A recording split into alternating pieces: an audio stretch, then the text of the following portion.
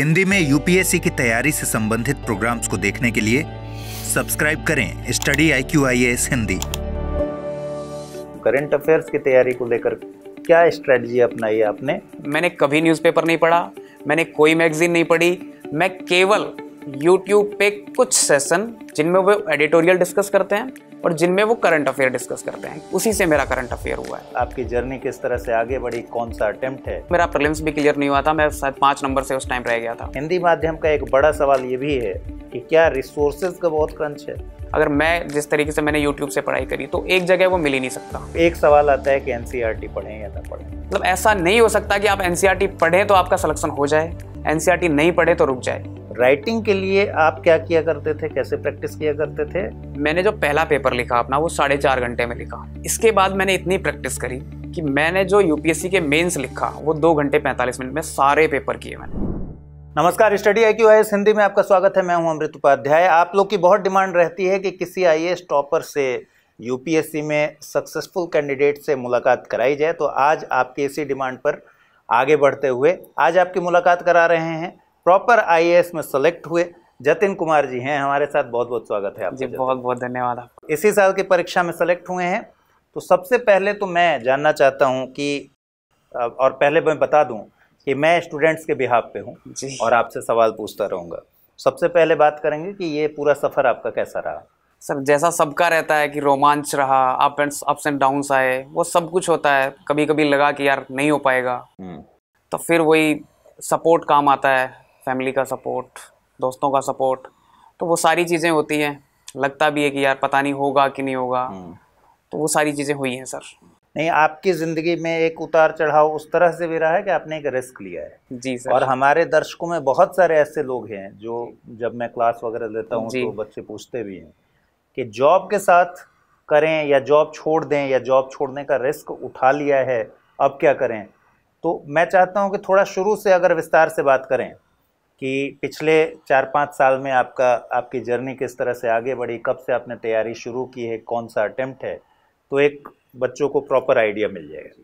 मैं शुरू से ही बता देता हूँ कि मेरी जो स्कूलिंग है वो मेरे गांव से ही हुई है, बेरोज से। अलवर डिस्ट्रिक्ट में मेरा गांव पड़ता है। 9th 10th भी मैंने वहीं से किया है, दूसरे स्कूल से। 11th 12th मैंने बायोलॉजी सब्जेक्ट से किया है, अलवर से। और उसके बाद मैंने ग्रेजुएशन में केमिस्ट्री ऑनर्स से किया।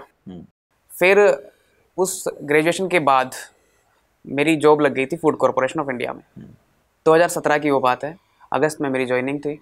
तो मतलब एक, मैं जैसे गांव से आता हूं तो एक अच्छी फीलिंग होती है कि यार जॉब लग गई है। 2017 से 2022 तक मैंने फूड कॉरपोरेशन ऑफ इंडिया में 5 साल काम किया। फिर इसी दौरान मैंने MA भी किया नॉन कॉलेज से, ज्योग्राफी से, अलवर से ही किया वो भी। फिर 2021 मेरे लिए वो साल था जब मुझे लगा, घर वालों को तो इससे पहले से ही लगता था, मतलब सभी चाहते हैं घर वाले तो कि बेटा कलेक्टर बन जाए, लेकिन मुझे 2021 में लगा रियली कि मुझे तैयारी इस चीज़ की करनी चाहिए अब। तो उस टाइम मेरे भाई ने मुझे बहुत सपोर्ट किया कि यार ठीक है, अगर तू तैयारी कर रहा है तो अच्छे से कर, मैं तेरे साथ खड़ा हूँ। फिर 2022 से मैंने तैयारी स्टार्ट की, जनवरी से स्टार्ट करी। 2022 वाला जो अटेम्प्ट था मैंने FCI में रहते हुए दिया था। वो मेरा प्रीलिम्स भी क्लियर नहीं हुआ था, मैं शायद 5 नंबर से उस टाइम रह गया था। फिर ये आया कि यार भाई ने ही जैसे कहा कि यार नौकरी छोड़ दे फिर, अगर मतलब तेरे को ऐसा लग रहा है कि तैयारी हो नहीं रही है ठीक से।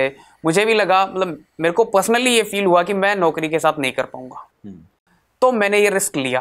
लेकिन इस रिस्क में फैमिली का सपोर्ट बहुत मायने रखता है, क्योंकि आप एक ऐसा रिस्क ले रहे हैं, कल को आपको IAS छोड़ो कोई भी नौकरी नहीं मिली तो आप एक लेवल वाला रिस्क ले रहे हैं। तो मैंने वो रिस्क लिया क्योंकि मेरे साथ सपोर्ट था। फिर 2023 वाला जो अटेम्प्ट दिया उसका तो रिजल्ट सबके सामने है। मैंने मतलब मेहनत भी करी, खुद से मेहनत करी, और किस्मत भी ठीक ठाक रही तो अच्छा रैंक भी मिल गया। तो मतलब बच्चों का एक डाउट रहता है, ये मेरा भी था कि यार जॉब में रह के भी तो कर सकते हैं। मेरे को FCI के अधिकारियों ने भी बोला कि यार जॉब में रह के तैयारी कर लो, लेकिन मेरी पर्सनल फीलिंग ये थी कि मेरे से नहीं हो पाएगा जॉब में रह के। तो वो सबका अलग अलग होता है कि तुम टाइम कैसे मैनेज कर पाते हो। मुझे लगा कि मैं नहीं कर पाऊंगा, तो मैंने वो रिस्क लिया। एक तरीके से देखें तो आपका टेक्निकली तो सेकंड अटेम्प्ट था, लेकिन ऐसे देखेंगे तो फर्स्ट अटेम्प्ट ही था, जो कि आपने जॉब छोड़ने के बाद प्रॉपर तरीके से पहली बार ही तैयारी की। 2022 का जो अटेम्प्ट था वो जून में था, प्रीलिम्स जून में था, आई थिंक 4 जून का था। मेरे पास केवल 5 महीने थे, जनवरी से मैंने तैयारी स्टार्ट करी और मई तक मुझे तैयारी करनी थी। मेरे पास केवल वो 5 महीने थे, मतलब मेरी मेहनत में भी शायद कुछ कमी रही होगी, मेरा सिलेबस कंप्लीट नहीं हुआ होगा, तो इसलिए मैं शायद रह गया उस अटेम्प्ट में। और जॉब के साथ करना पड़ता होगा तो बहुत टाइम मैनेज हाँ, बहुत टाइम मैनेजमेंट करना पड़ता है। 5 महीने में अगर आप 5 नंबर से ही चुके तो ये भी बड़ी बात है। और हिंदी माध्यम के जितने भी विद्यार्थी देख रहे हैं, आप सबके जो सवाल होते हैं इनके सवाल बातचीत से जवाब आप नोट करते जाइए। पहली चीज़ ये कि इन्होंने एक तरीके से पहले अटेम्प्ट में ही पास किया, मैं पहला अटेम्प्ट ही मानूंगा इसको, दूसरा अटेम्प्ट नहीं मानूंगा। दूसरी बात, जनवरी 2022 से ही शुरू किया है जी, तो ऐसा नहीं है कि 5 साल से तैयारी कर रहे हैं। तीसरी बात कि एफसीआई की नौकरी आपने छोड़ी, उस समय आपके मन में भी तो वही सारे डिस्टर्बेंस चल रहे होंगे कि पता नहीं आगे क्या होगा। उस फियर फैक्टर को किनारे करते हुए आपने सफलता हासिल की। चलिए, आपने 2022 से अभी तक की तैयारी में हिंदी माध्यम का एक बड़ा सवाल ये भी है कि क्या रिसोर्सेज का बहुत क्रंच है? आपको कभी महसूस हुआ कि कुछ मामलों में मुझे लगा। अच्छा, तो थोड़ा इसको भी विस्तार से बताइए, किन मामलों में बेहतर लगा कि अब ठीक है और किन मामलों में लगा कि जैसे थोड़ा मुश्किल है? ऑप्शनल के तौर पे मैं कह सकता हूँ ज्योग्राफी में कुछ कमियां हैं, लेकिन मैं मतलब मेरे लिए हिंदी और इंग्लिश दोनों ठीक ठाक थे, तो मैं इंग्लिश भी पढ़ लिया करता था, उसमें मुझे कोई दिक्कत नहीं आई। कुछ को दिक्कत आ सकती है, और जैसे एक जो एथिक्स वाला पेपर है उसमें जो वर्डिंग्स होती हैं उसमें बहुत प्रॉब्लम आती है सच में। तो रिसोर्सेज की मतलब हर सब्जेक्ट में कहीं ना कहीं, जैसे GS1 है तो उसमें कई सारे सब्जेक्ट हैं, तो उनमें कुछ ना कुछ कमी है। मतलब प्रॉपर तरीके से हम हिंदी मीडियम वाले, अगर मैं जिस तरीके से मैंने यूट्यूब से पढ़ाई करी तो एक जगह वो मिल ही नहीं सकता, वो कई सारे सोर्सेज खंगालने पड़ते हैं, और कई बार तो इंग्लिश मीडियम में ही समझना पड़ता है, इंग्लिश की चीज़ें ही समझनी पड़ती हैं। कई टॉपिक तो मेरे साथ भी ऐसे थे, मैंने पूरा यूट्यूब खंगाल मारा, इंटरनेट खंगाल मारा, मेरे को नहीं मिले वो टॉपिक, तो मैंने फिर वो इंग्लिश मीडियम से ही पढ़े। रिसोर्सेज की कमी है। और किन मामलों में अब अगर लगता हो कि कुछ बेहतर हुआ है? इंटरनेट से मतलब कुछ चीज़ें सुधरी हैं, सच में सुधरी हैं। और अभी तो जैसे जो इंग्लिश मीडियम की बुक्स हैं उनका भी हिंदी वर्जन आ रहा है, और मतलब लैंग्वेज में थोड़ी दिक्कत है अभी, लेकिन वो धीरे धीरे ही सही हो सकता है, क्योंकि हिंदी मीडियम में अभी रिजल्ट अच्छा आने लगा है कुछ 2-4-5 सालों से, तो अभी चीज़ें सुधर रही हैं। विश्वास है आगे मतलब अच्छा ही हो पाएगा, बेहतर होगा। एक और सवाल आता है बार बार कि सर अंग्रेजी पढ़ना कितना ज़रूरी है? तो क्योंकि आपने कहा आपकी दोनों भाषा पर अच्छी पकड़ है और आपने कई बार इंग्लिश मटेरियल्स का भी सहारा लिया है, ऐसे में बिल्कुल ही मैं भी अपनी क्लासेस में कहता हूँ कि हिंदी माध्यम से हैं इसका मतलब ये नहीं कि अंग्रेजी में बिल्कुल हाथ ही नहीं लगाना है या समझने की कोशिश भी नहीं करनी है। तो इस बात पर भी आपका एक मार्गदर्शन चाहिए बच्चों को कि अंग्रेजी से इतना भय या इतनी नफरत दोनों करने की ज़रूरत नहीं है, या है? इंग्लिश मतलब ऐसा तो नहीं हो सकता कि आप उसको हाथ ही नहीं लगाएं, वो तो लगाना पड़ेगा, क्योंकि एक पेपर तो इंग्लिश का भी होना है, वो पास करना जरूरी है। उसके बिना तो अगर वो पास नहीं किया तो मेंस कॉपी चेक नहीं होंगी आपकी। तो मतलब इंग्लिश इस लेवल की तो होनी चाहिए कि आप प्रीलिम्स के क्वेश्चन समझ सकें, मेंस के क्वेश्चन समझ सकें, क्योंकि हिंदी में कई बार वो अनुवाद में दिक्कत आती है, तो वो क्वेश्चन समझ सकें। अगर आपको कुछ डेटा या फिर कुछ मटेरियल ऑनलाइन नहीं मिल रहा है, आप इंग्लिश में उसको समझ पाएँ, इतना हो जाना चाहिए बस। उस लेवल की इंग्लिश आपको आ जानी चाहिए। कुछ मान लो कि हिंदी मीडियम में कुछ वर्ड्स जो इंग्लिश के होते हैं उनका हिंदी अनुवाद ठीक तरीके से उपलब्ध नहीं हो पाता है, तो उनको आप देवनागरी लिपि में भी लिख सकते हैं, तो वो इंग्लिश मीडियम मतलब वो इंग्लिश के वर्ड्स आपको इंग्लिश में याद होने चाहिए। ये चीज़ें हैं, मतलब इंग्लिश का लेवल वो लेवल होना चाहिए कि आपको प्रीलिम्स में, मेंस में या इंटरव्यू में भी कुछ ऐसा पूछ लिया, इंग्लिश में पूछ लिया उन्होंने, तो आप समझ पाएँ चीज़ों को। सामान्य समझ जरूरी है। सामान्य समझ जरूरी है, विशेष तो टेक्निकल में नहीं चाहिए, कहीं विशेष समझ नहीं, बिल्कुल जरूरी नहीं है। ठीक है, एक पोर्शन आता है करंट अफेयर्स जी, जिसको लेकर बहुत ज़्यादा घबराहट रहती है सबके मन में। एक तो घबराहट यही है कि पता नहीं कितने सवाल पूछेंगे या फिर नहीं पूछेंगे। दूसरा की तैयारी कैसे करें, जो करंट अफेयर्स की तैयारी को लेकर क्या स्ट्रेटजी अपनाई आपने और क्या सलाह देंगे बच्चों को? देखिए, करंट अफेयर का मतलब मैंने जो स्ट्रेटजी अपनाई वो मतलब बहुत सारे लोग विश्वास भी नहीं करेंगे, लेकिन मैं क्लियरली बोल रहा हूँ, मैंने कभी न्यूज़पेपर नहीं पढ़ा, मैंने कोई मैगजीन नहीं पढ़ी, मैं केवल यूट्यूब पे कुछ सेशन या दो सेशन कहूँगा मैं, किसी कोचिंग इंस्टीट्यूट के, जिनमें वो एडिटोरियल डिस्कस करते हैं और जिनमें वो करंट अफेयर डिस्कस करते हैं, केवल 2 वीडियो देखता था मैं डेली, उसी से मेरा करंट अफेयर हुआ है। और मैं उन्हीं के नोट्स बनाता था, उन नोट्स को मतलब ऐसे बनाता था कि भाई मेरा GS भी उससे कवर होना चाहिए। जो मैं एडिटोरियल पढ़ रहा हूँ, जो समझ रहा हूँ, उससे मेरा जीएस कवर होना चाहिए। इनको मैं कहीं ऐसे में भी काउंट कर पाऊँ, या फिर मेरे ऑप्शनल से रिलेटेड कुछ है तो मैं वहाँ पे भी लिख पाऊँ इस चीज़ को। और करंट अफेयर का भी वही था मेरे लिए कि ये जो चीज़ है ये मेरे जीएस में कहाँ काम आ सकती है। मैं उसी को फिर बार बार रिवाइज करता था, उन्हीं के नोट्स बनाता था, उन्हीं को रिवाइज करता था बस। तो न्यूज़पेपर आपने कभी नहीं पढ़ा। एक और सवाल, बहुत ही फेमस सवाल है, मैं सारे वो सवाल आपसे पूछ रहा हूँ जो हिंदी माध्यम में अक्सर हम लोग सेमिनार करते हैं या फिर जो क्लासेस वगैरह होती हैं उनमें ये सारे सवाल आते ही आते हैं, और ये कॉमन सवाल हैं, इसमें कोई दो राय नहीं है। लेकिन क्योंकि अब फिर नए बच्चों का एक लॉट आएगा, रिजल्ट आया हुआ है, पीटी हो जाएगा, तो उनको ये सब जानकारी होनी चाहिए। तो एक सवाल आता है कि एनसीईआरटी पढ़ें या ना पढ़ें। मैं ये कहना चाहूँगा कि यूपीएससी की तैयारी में कुछ भी ज़रूरी नहीं है और कुछ भी ऐसा नहीं है कि जो ज़रूरी हो, दोनों ही चीज़ है। मतलब ऐसा नहीं हो सकता कि आप एनसीईआरटी पढ़ें तो आपका सिलेक्शन हो जाए, एनसीईआरटी नहीं पढ़े तो रुक जाए, ऐसा नहीं हो सकता। मैं अपनी खुद की बता देता हूँ, मैंने ज्योग्राफी की एनसीईआरटी पढ़ी है 11th और 12th की, इसके अलावा मुझे नहीं लगता मैंने कोई एनसीईआरटी पढ़ी होगी। तो ऐसा भी ज़रूरी नहीं है बिल्कुल भी। आप किसी चीज़ को 100% ये नहीं कह सकते कि ये पढ़ूंगा तो हो जाएगा। एनसीईआरटी केवल इसलिए होती है कि आपके बेसिक क्लियर होने चाहिए, तो वो मैंने यूट्यूब से कर लिए थे, तो मुझे ज़रूरत नहीं पड़ी। एक और सवाल है कि नोट्स बनाना चाहिए या फिर नहीं बनाना? मैं इसमें ये कहूँगा कि नोट्स बनाने चाहिए। ठीक है, नोट्स बनाने चाहिए। तो नोट्स आपने बनाए ही? जी, मैंने तो बनाए। बनाने के तरीकों पर भी कुछ बात कर ली। तरीके मतलब ऐसे ही होने चाहिए कि आपको लाइन वाइज लाइन लिखना नहीं है, नहीं, आपको केवल उतना लिखना है जो आपको उस टाइम, मेंस के टाइम में या इंटरव्यू के टाइम में या प्रीलिम्स के टाइम में आपको रिवीजन कर सकें उस चीज़ का। उतना ही समझना है, उतना ही पढ़ना है। पीएचडी तो किसी चीज़ पे करनी नहीं है। मैंने कई बार देखा है कि लोग मतलब जैसे यूट्यूब पे भी अगर पढ़ रहे हैं तो लाइन वाइज लाइन ऐसे लिखते जाते हैं, उससे कुछ नहीं होता। आप केवल लाइन्स ही भर रहे हैं, आप केवल पेज ही भर रहे हैं, और वो अल्टीमेटली पॉसिबल ही नहीं है कि आप सब कुछ रिवीजन कर पाएंगे, वो हो ही नहीं सकता। मैं खुद की बताऊं, मतलब 3 या 4 कॉपियां मेरी ऑप्शनल की थी और 4 कॉपियां जो जीएस 1 2 3 था, 8 कॉपियों से मैंने यूपीएससी निकाला है। इतना ही है, वो भी पूरी भरी हुई नहीं होंगी। ठीक है, मतलब शॉर्ट नोट्स बिल्कुल पहले से ही मैंने शॉर्ट नोट्स बनाए और वही डायग्राम का यूज़ किया, चार्ट्स का यूज़ किया। मतलब जितना वर्ड्स कम हो सके उतना वर्ड्स कम लिखो, अपनी समझ बढ़ाओ चीज़ों पे।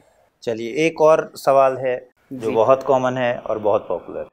रिवीजन कैसे पॉसिबल होता है, रिवीजन कैसे किया जाता है? या फिर हम लोग बोलते हैं अक्सर कि, जैसे मैं एक एग्जांपल देता हूँ कि जैसे आप किसी व्यक्ति से मिले और उससे फिर अगले 6 महीना तक अगर नहीं मिलेंगे तो भरपूर संभावना है कि 6 महीने बाद मिलेंगे तो शक्ल भूल चुके होंगे। लेकिन अगर उसी व्यक्ति से 24 घंटे के भीतर, 48 घंटे के भीतर दोबारा मुलाकात हो गई आपकी, तो तय मानिए कि वो व्यक्ति फिर भूलेगा नहीं, और 1 महीना में फिर मुलाकात हो गई तो निश्चित तौर पर नहीं भूलेगा। तो ये रिवीजन का महत्व है। लेकिन फिर सवाल फिर वही घूम फिर कर आता है कि इतना बड़ा सिलेबस है, इतनी सारी चीज़ें हैं, इसको रिवाइज कैसे करते हैं? तो आप तो अभी सक्सेसफुल हुए हैं, आपकी बात लोग ज़्यादा मानेंगे, तो बताइए कैसे रिवीजन करें? ये रिवीजन तो मैंडेटरी है, इसका तो कोई अल्टरनेट है ही नहीं, तो रिवीजन तो करना ही पड़ेगा। लेकिन अगर आपने ऐसे नोट्स बना लिए कि वो मतलब बहुत ही लेंदी नोट्स बना लिए, तो उनका तो हो ही नहीं पाएगा। नहीं होता है। आपके नोट्स क्रिस्पी से होने चाहिए, इतने ही होने चाहिए कि जिनका रिवीजन हो सके। और रिवीजन ऐसे करना है कि मतलब मैं एक चीज़ कहता हूँ कि रिवीजन इतनी बार करो कि आपके दिमाग में छप जाए कि मैंने इस पेज पर ये लिखा था, क्योंकि मेंस के टाइम पे यही काम आएगा। तो रिवीजन का तरीका भी यही है कि एक एक चीज़ पढ़ते जाओ, और जब 2-3 बार रिवीजन हो जाएगा तो समझ में आ जाएगा कि यार ये चीज़ तो हम छोड़ सकते हैं, लेकिन ये चीज़ तो मुझे याद होनी ही चाहिए। जैसे डेटा वगैरह है जो मेंस के टाइम पे काम आता है, एग्जाम्पल्स हैं, वो तो रटे हुए ही होनी चाहिए, वो मतलब उंगलियों पे होने चाहिए। क्योंकि मेंस के टाइम पे हिंदी मीडियम वालों के लिए तो स्पेशल दिक्कत होती है कि उनको टाइम ही नहीं मिलता सोचने का। अगर उन्होंने सोचने के लिए 1 मिनट निकाल भी दिया तो क्वेश्चन छूट जाएंगे। तो रिवीजन ऐसे ही होना चाहिए कि चीज़ें जो आपने लिखी हैं उनमें से अगर कुछ आ रहा है तो आपका सही होना चाहिए, वो गलत नहीं होना चाहिए। राइटिंग से जो आपने बात की कि 1 मिनट भी अगर आपने एक्स्ट्रा इधर उधर टाइम दिया तो आपका आंसर छूट जाएगा, तो हिंदी माध्यम में क्योंकि शिरोरेखा का इस्तेमाल करना होता है जी, और शिरोरेखा का मतलब मेरे ख्याल से सारे विद्यार्थी जानते हैं, जो जब आप कोई वर्ड लिखते हैं ऊपर जो लाइन खींचते हैं तो उसको शिरोरेखा कहते हैं। तो शिरोरेखा का इस्तेमाल अपने आप में समय ले जाता है, और इंग्लिश माध्यम में ये मात्राएं लगानी पड़ती हैं। दो तरफा एक तरीके से हिंदी माध्यम के सामने चुनौती है। एक तो राइटिंग की स्पीड काफ़ी अच्छी होनी चाहिए, और दूसरा उसमें आपके पास कंटेंट की भी अच्छी जानकारी होनी चाहिए। राइटिंग के लिए आप क्या किया करते थे, कैसे प्रैक्टिस किया करते थे? और अभी अगर मान लें कि जो लोग इस बार के पीटी को पार कर रहे हैं, पास कर जाएंगे, उनको क्या करना चाहिए इस पीटी एग्ज़ाम के बाद? या फिर जनरल बात करें 2025-26 में जिसको देना है तो उनको क्या करना चाहिए? मैंने मेंस की प्रिपरेशन या मेंस के लिए आंसर राइटिंग प्रीलिम्स के रिजल्ट के बाद स्टार्ट करी। मैंने जो पहला पेपर लिखा अपना वो 4.5 घंटे में लिखा। अच्छा। 3 घंटे का पेपर है, मैं 4.5 घंटे में लिख रहा हूँ, वो 1.5 घंटा। इसके बाद मैंने इतनी प्रैक्टिस करी कि मैंने जो यूपीएससी के मेंस लिखा वो 2 घंटे 45 मिनट में सारे पेपर किए मैंने। अच्छा। और एक भी क्वेश्चन मेरा नहीं छूटा। तो वो केवल प्रैक्टिस से आ सकता है। आपकी स्पीड केवल प्रैक्टिस से आएगी। आपके माइंड में चीज़ें कि भाई इस क्वेश्चन का आंसर क्या है, वो केवल रिवीजन से आएगा। 2 ही चीज़ें करनी है। आपके माइंड में ये होना चाहिए कि मैं ये जो लाइन लिख रहा हूँ इसके अगले वाली लाइन क्या होगी, मैं इसके एग्जाम्पल में क्या लिखूंगा, वो सारा आपके फिंगर टिप्स पे होना चाहिए। तभी संभव है कि आप क्वेश्चन जो यूपीएससी का मेंस का पेपर है उसको पूरा कर पाएंगे। क्योंकि मैंने जिस सेंटर पे पेपर दिया बहुत सारे बच्चे ऐसे थे जिनके क्वेश्चन छूटे, और वो इसी कारण से मेंस से बाहर हो जाते हैं। फिर मतलब एक भी क्वेश्चन छूट रहा है तो लगभग 4-5 नंबर जा रहे हैं आपके, और 7 जो पेपर है उनमें 4-5 करके तो बहुत हो जाते हैं। एक और गलती होती है कि क्वेश्चन के डिमांड को अक्सर बिना समझे हुए या क्वेश्चन को बिना समझे हुए लिखना शुरू कर देते हैं, और अब तो जगह उतना ही मिलता है जिससे आप ज़्यादा जा नहीं सकते हैं। तो मैंने कई बार देखा है कि लिखते हुए महत्वपूर्ण बातें छूट गई, बहुत अनावश्यक बातें आ गई। तो इससे कैसे निजात मिलता है? इससे भी वही है, मैं मेरे साथ भी ऐसा ही हुआ कि मतलब कई बार 2-3 क्वेश्चनों में, ज़्यादा तो नहीं हुआ, 2-3 बार क्वेश्चनों में ऐसा हुआ कि पूछा कुछ था, मैंने लिख दिया कुछ। तो मुझे ये लगा कि यार मैं अगर 7 मिनट में एक क्वेश्चन लिख रहा हूँ तो मुझे कम से कम 20-30 सेकंड तो इसको समझने में देने चाहिए। तो सबसे पहला काम यही होना चाहिए कि मैं क्वेश्चन की डिमांड को समझूं, उस क्वेश्चन की डिमांड के अनुरूप ही मेरे को आंसर लिखना है। जब आप क्वेश्चन की डिमांड ही नहीं समझ पा रहे हैं तो आंसर लिखने का भी फायदा नहीं है, मतलब वो तो टाइम वेस्ट ही हो गया एक तरह से। इससे अच्छा तो आप दूसरा ही क्वेश्चन अटेम्प्ट कर लीजिए, है ना। तो यही है कि पहले एक पूरी तरीके से उस क्वेश्चन की डिमांड को समझो, ये चाहता क्या है। कई बार क्या होता है कि वो पूछना कुछ चाहता है, जैसे आलोचनात्मक टिप्पणी हो गया, उसमें हम एक ही पक्ष लिखाते हैं, तो उसमें दूसरा पक्ष लिख ही नहीं पाते। आलोचना का मतलब नहीं समझते हैं। आलोचना का मतलब नहीं समझते, क्योंकि जो लास्ट वर्डिंग होती है उसी के बेस पर अपना आंसर लिखा जाता है। तो वो समझ में नहीं आता कई बार, तो हम आंसर ऐसा ही लिखाते हैं, तो वो एक नॉर्मल सा आंसर हो जाता है, वही फिर कट ऑफ से बाहर कर देते हैं। एक बड़ा कंफ्यूजन है हिंदी माध्यम में कि आलोचना का मतलब बुराई होती है जबकि जो लोग भी थोड़ी जानकारी रखते हैं उनको पता होना चाहिए कि क्रिटिकली उसको एनालाइज करना होता है, तो उसमें दोनों पक्ष होते हैं, दोनों पक्ष होते हैं। ये भी बात बहुत ध्यान रखने वाली बात है। ठीक है, अब अगर पेपर वाइज बात कर लें, जीएस पेपर 1, 2, 3, 4 इस तरीके से, तो एक आइडिया अगर आप दें कि पेपर 1 की तैयारी कैसे करनी चाहिए, सोर्स क्या होना चाहिए, किस तरीके से उसमें आगे बढ़ना चाहिए। मैंने तो देखो सर, मैंने आपको पहले भी बताया कि मैंने सारी तैयारी यूट्यूब से करी है। मैंने केवल 2 किताबें पढ़ी हैं, एक पॉलिटी के लिए लक्ष्मीकांत, एक आर्ट एंड कल्चर के लिए नितिन सिंघानिया। नितिन सिंघानिया भी मैंने एक ही बार पढ़ी थी, उसी के नोट्स बनाए, फिर उन्हीं को रिवाइज किया, केवल नोट्स को रिवाइज किया। मैंने कभी वो किताब दोबारा नहीं पढ़ी। तो जीएस 1, 2, 3, 4 चारों में मैंने एक ही चीज़ की है, यूट्यूब से जितनी भी मतलब मेरे को जो बेस्ट लगा सोर्सेस, उस सोर्स से मैंने पहले तो नोट्स बनाए अपने, सारे चारों में यही किया है मैंने। पहले अपने नोट्स बनाए, और नोट्स भी मतलब शुरू में ही मैंने ऐसे बना लिए थे कि मेरे को दोबारा बनाने की ज़रूरत ही नहीं पड़ी कर। फिर उन्हीं को इतनी बार रिवाइज किया कि मुझे वो सब मतलब रट सा गया एक तरह से। अच्छा। और मैं मतलब बहुत लिमिट किया है चीज़ों को, बहुत ज़्यादा लिमिट किया है। मैं इधर उधर नहीं भागा, मैंने बहुत मतलब मैंने जैसे आपको बताया 2 ही किताबें पढ़ी हैं, इसके अलावा मैंने किताबें भी नहीं पढ़ी। मैंने केवल यूट्यूब से पढ़ा है, केवल इंटरनेट से पढ़ा है। तो चीज़ों को लिमिट किया जाए, जितना लिमिट किया जाए उतना अच्छा है, क्योंकि मटेरियल बहुत ज़्यादा है। आप हर चीज़ नहीं पढ़ पाएंगे, आप हर चीज़ याद भी नहीं रख पाएंगे, हर चीज़ पढ़ने से भी सिलेक्शन नहीं होगा। बहुत सारी चीज़ों को लिमिट करना पड़ेगा, तभी जो यूपीएससी की डिमांड है वो पूरा कर पाएंगे हम। तो इस लिमिट करने में सबसे ज़्यादा ज़रूरी शर्त है कि आपके अंदर संतोष कितना है। संतोष कितना और जनरली विद्यार्थी में संतोष होता नहीं। मैं एक पर्सनल एक्सपीरियंस शेयर करता हूँ इसमें। मैं दिल्ली 5 दिन के लिए गया, मैं कभी दिल्ली नहीं गया यूपीएससी की तैयारी करने के लिए, मैं 5 दिन के लिए गया। मैंने वहाँ पे देखा कि मतलब बच्चे यार किसी बुक का नाम ले रहे हैं, मैंने वो कभी पढ़ी ही नहीं। मुझे लगा कि यार मेरा यहाँ से नहीं होगा, मतलब मुझे एक डिमोटिवेशन सा आ गया कि यार ये तो पता नहीं क्या क्या पढ़ रहे हैं। तो ऐसा डिमोटिवेशन नहीं आना चाहिए। आपको जो लगता है, मैं एक चीज़ कहता हूँ कि अगर ये जैसे हिमालय कैसे बना, यही क्वेश्चन है मान लो, तो ये तो किसी भी किताब में सेम ही होगा ना। फालतू की 4-5 किताबें पढ़ने से हो ही क्या जाएगा। एक किताब पढ़िए, उसी को अपना मतलब बेस्ट मानिए, उसी को रिवीजन करिए, ठीक है। आपके कंसेप्ट क्लियर होने चाहिए। यूपीएससी कभी ये नहीं पूछेगा कि आपने कौन सी किताब पढ़ी, आपके कंसेप्ट पे बात करेगा यूपीएससी। बिल्कुल, ये बात बहुत ध्यान रखने वाली है। कई बार एक ही टॉपिक को 5-5 जगह से लोग पढ़ते हैं, असंतोष है बेसिकली, और कोई बात नहीं है। और जो आपने एक बात कही, ये बहुत पते की बात है कि आप भरोसा कीजिए अपने को, जो भी आपने चुना है, मटेरियल सोर्स जो भी चुना है, उस पर भरोसा तो कीजिए कि भाई यही नॉलेज हर जगह बिखरा पड़ा है और इसमें भी आप वही पढ़ रहे हैं। ठीक है, इंटरव्यू को लेकर कहते हैं कि इंटरव्यू की तैयारी मेंस एग्जामिनेशन के बाद नहीं बल्कि शुरू से ही होती है, जब से आप तैयारी कर रहे होते हैं। तो इंटरव्यू को लेकर आपका एक्सपीरियंस क्या था? कोई अलग से एफर्ट किया या फिर नहीं? अलग से ऐसा कुछ एफर्ट तो नहीं किया, बस वो मतलब मैं जैसे अलवर से आता हूँ, राजस्थान से आता हूँ, मैंने उनके बारे में कभी नहीं पढ़ा था, अलवर या राजस्थान के बारे में। तो वो मैंने पढ़ा बस इंटरव्यू के टाइम पे। बाकी जो नॉर्मल चीज़ें होती हैं कि फैमिली बैकग्राउंड क्या है, आप किस एरिया में रहते हैं, वो सारी चीज़ें पढ़ी। इसके अलावा तो जो मेंस का था वो एक बार रिवाइज किया मैंने। और आपका जो बैकग्राउंड में एफसीआई होगा, हाँ एफसीआई था, उससे 1-2 क्वेश्चन मेरे बनते थे यार, ये तो पूछ ही सकते हैं। तो जो बैकग्राउंड है, जो आप जहाँ से आते हैं, जिस एरिया से आते हैं, या फिर कुछ SC/ST कम्युनिटी है, OBC कम्युनिटी है, तो उनसे मतलब कुछ क्वेश्चंस ऐसे पूछे जा सकते हैं कि यार रिजर्वेशन से रिलेटेड हो गया, जैसे कुछ भी क्वेश्चन पूछे जा सकते हैं वहाँ पे। तो कुछ एक क्वेश्चंस याद हैं क्या क्या पूछे गए थे आप? हाँ, जैसे ज्योग्राफी ऑप्शनल से मेरे से यही पूछा गया था, मैंने आपको बताया कि हिमालय कैसे बना, भूकंप यहाँ पर क्यों आते हैं। और इसके अलावा FCI से रिलेटेड एक क्वेश्चन पूछा गया था कि FCI में जो इतना अनाज खराब कर देते हो तुम, बांट क्यों नहीं देते गरीबों में। फिर एक क्वेश्चन ये था कि आप अलवर से आते हैं, सबसे फेमस मिठाई कौन सी है वहाँ की। तो ऐसे मतलब हर एरिया को टच किया गया मेरे।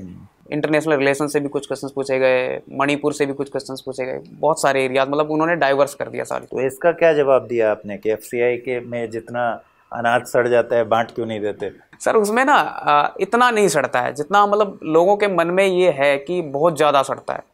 मैंने कैलकुलेशन किया और एक कमेटी की रिपोर्ट भी आई थी उस टाइम, मैं शायद याद नहीं कर पाऊंगा अभी। तो उसमें पॉइंटों में 0.000% कुछ होता है।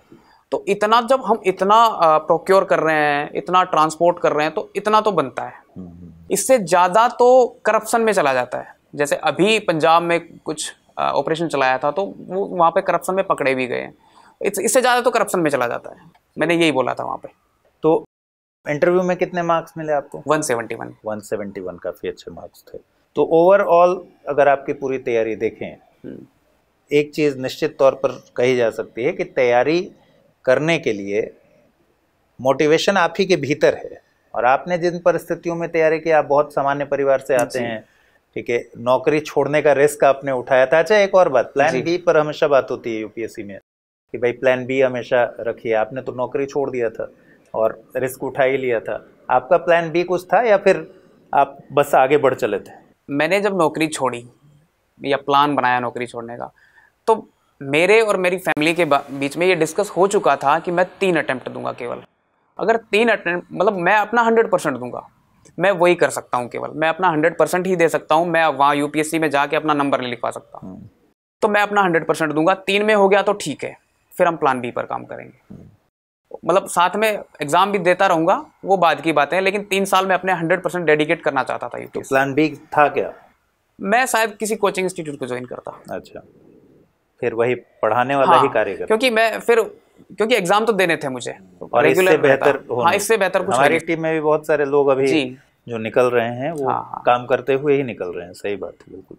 और कोई ऐसी बात जो लग रहा हो आपको कि बताना जरूरी है जाते जाते, या जो 16 तारीख को जो अटेम्प्ट लेने वाले लोग हैं उनके लिए भी थोड़ी सी बात होनी चाहिए कि प्रीलिम्स की परीक्षा के लिए अब तो बहुत कम दिन बचे हुए हैं, 15 दिन के अप्रॉक्स बचा हुआ है।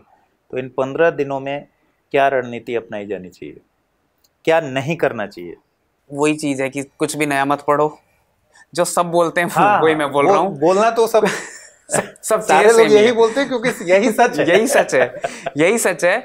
कुछ भी नया मत पढ़ो, अपने नोट्स पे विश्वास रखो, खुद पे विश्वास रखो। मतलब कई लोगों ने मुझसे कहा कि डर लगता है, तुम्हारे डरने से भी कुछ नहीं होगा। अपने नोट्स पे विश्वास रखो, अपनी तैयारी पे विश्वास रखो, रिवीजन करो, जितना हो सके रिवीजन करो। अगर उनमें से कुछ आया, नोट्स में से कुछ आया, वो आपका गलत नहीं होना चाहिए बस। फिर आपको ये लगेगा कि यार मैंने जो पढ़ा वो मेरा गलत नहीं हुआ बस।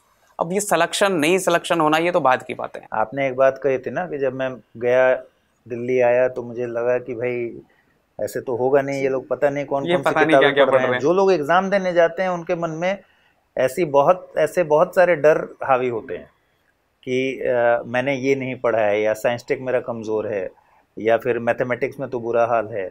इन सारे डर को कैसे अब 15 दिन में मैनेज करेंगे, क्योंकि इनकी वजह से ही जाकर एग्ज़ाम खराब होता है। मेरे साथ भी ऐसा ही था। मैं दिल्ली आया तो एक इंस्टांस और हुआ मेरे पास। मैं एक फ़ोटोकॉपी की दुकान पे था, तो कोई नया एस्पिरेंट आया होगा वहाँ पे, वो एनवायरनमेंट की इतनी मोटी किताब ले रहा था। मैंने उससे पूछा फ़ोटोकॉपी वाले से कि यार ये कौन सी किताब है, तो उसने कहा कि ये है। मैंने कहा अगर ये नहीं पढ़े तो? यार ये तो सभी पढ़ते हैं। मैंने कहा ये तो इतनी मोटी है, मेरे तो 50 पेज के नोट्स हैं एनवायरनमेंट के, मैं तो वो पढ़ रहा हूँ। तो ये मतलब दिमाग में रहता है कि यार वो किताब पढ़नी चाहिए, मैंने वो पढ़ी नहीं तो नहीं होगा। मैंने तो कोई सी भी नहीं पढ़ी। मैं तो, आप एक एग्जाम्पल ले सकते हैं मुझे कि मैंने कोई सी भी नहीं पढ़ी फिर भी हो गया। यूपीएससी केवल आपका ये चेक करती है कि आपकी किसी चीज़ पर समझ कितनी है, वो कभी नहीं पूछेगी आपने कहाँ से पढ़ा। चलिए, तो मेरे ख्याल से सारी बातें हो चुकी हैं और बहुत अच्छे से आपने बताया। और सबसे अच्छी बात है कि आपकी कहानी सुनकर बहुत सारे लोग तैयारी को सही दिशा दे पाएंगे, क्योंकि बहुत तरह की घबराहटें चलती हैं जी। जिस तरह से लोग सवाल पूछते हैं उससे समझ आता है कि दिमाग में बहुत ज़्यादा कन्फ्यूज़न है जी। और उन कन्फ्यूज़नों के बादल को जब तक हटाइएगा नहीं तब तक तैयारी का रास्ता साफ होगा नहीं। तो बहुत शुक्रिया Jatin, thank you so much यहाँ आने के लिए, इतना समय देने के लिए, हमारे जो बच्चे हैं उनसे बातचीत करने के लिए। फिर किसी और सेशन में भी आपसे मुलाकात होगी। ठीक है, फिलहाल मुझे खुशी होगी सर। बिल्कुल, thank you so much sir. Hindi में यूपीएससी की तैयारी से संबंधित प्रोग्राम्स को देखने के लिए सब्सक्राइब करें स्टडी IQ IAS हिंदी।